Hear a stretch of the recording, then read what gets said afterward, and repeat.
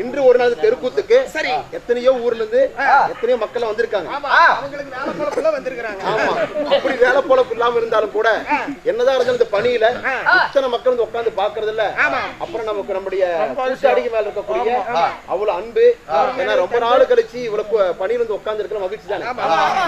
ராமாபுரத்தை சுற்றி இருக்கக்கூடிய எல்லா கிராமத்திலும் வந்திருந்தாலுமே எங்களை எல்லாம் உருவாக்கக்கூடிய நாங்கெல்லாம் ஒரு கல்லூரியில் வேலை செய்யறோம் அப்படின்னா அதுக்கெல்லாம் காரணமாக இருக்கக்கூடிய கோயம்புத்தூர்ல இருந்து பிஎஸ்ஜி பூசாக்கோ கலையறிவியல் கல்லூரியிலிருந்து வந்திருக்கக்கூடிய எங்களை போலவே சொல்ல போனா கூத்தாடிகள் போலவே நாடக கலைஞராக இருக்கக்கூடிய ஐயா ராமராஜையா வந்திருக்காங்க.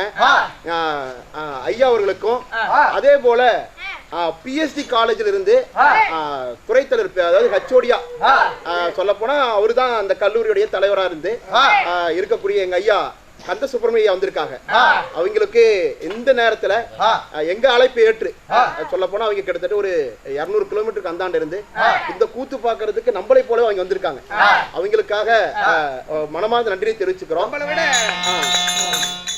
விவேகானந்த கல்லூரியிலிருந்து அருள்கண்ணன் ஐயா வந்திருக்காங்க. இவங்க எல்லாருமே ஆமா, அவர் வந்து ஒரு பறையிசை கலைஞர்.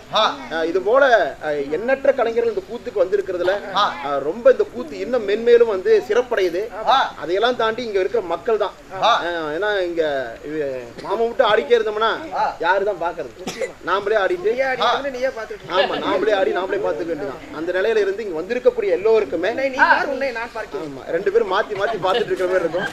அதனால இந்த கூத்து உண்மையிலுமே வந்து ஒரு சிறப்படைஞ்சிருக்குது.